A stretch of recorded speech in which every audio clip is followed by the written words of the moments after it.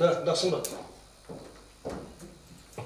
За энэ тогтоод бодлоготой холбоотойгоор бас би сандаа хэлчих гэж байна.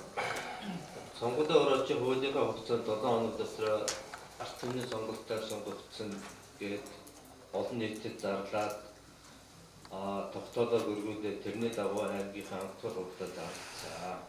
Тэгэхээр анхны тэр хуулиас өргөөд тогтоод автор хугацаар зарласан тэр сонгуулийн хорооныхоо тогтоодын хүрээнд энэ хоёр сонгогдсон хоёр төлөөлөгчдийн бүрийн эрхийг баталгаажуулаад дараа нь шүүхийн шийдвэр гаргаад ичсэний дараа энэ хүнээс чинь бүрийн эрхийг одоо чөлөөлөх ийм боломж байгаа шүү дээ. Өнөөдөр шүүхийн шийдвэр ичсэн тогтоогоогүй байхад та нар энэ удаад тогтоодын төсөл батлахдаа анхны сонгуулийн хорооны өргөн барьсан, бүрд өргөн барьсан дээр тогтоодыг нэмжлээд сонгууныхаа төлөөлөгчдийн бүрийн эрхийг баталсан тогтоодоо баталчихуул яасан бэ гэсэн санал гаргаж байна.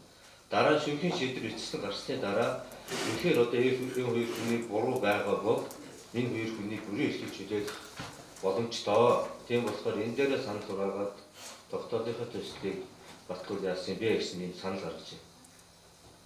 Сонгуулийн хорооны ажлыг иргэдэд хурал хэлцэхгүй. Юу санал вэ? Монгол улсын хуулиар байгуулсан эрх хөөрхөн сонгуулийн хороо шийдвэр гаргаж чад энэ дээр санал гаргалтаар шийддэг юм аа. Дураараа юм бол зүгээр сонгуулийн хорооны Чи хуулийн дагуу сонгуулийн өрөө хугацаанд авч хэлцэхгүй. ард түмнэр олон нийтэд зарлаад анхаар хурд зарласан тэр сонгуулийн хорооны тогтоодыг үндэслээд яагаад байна? Тэгээд сан хураах хэрэгч байх байгаа гэдэг бүгдөө бүрээр батлаагүй.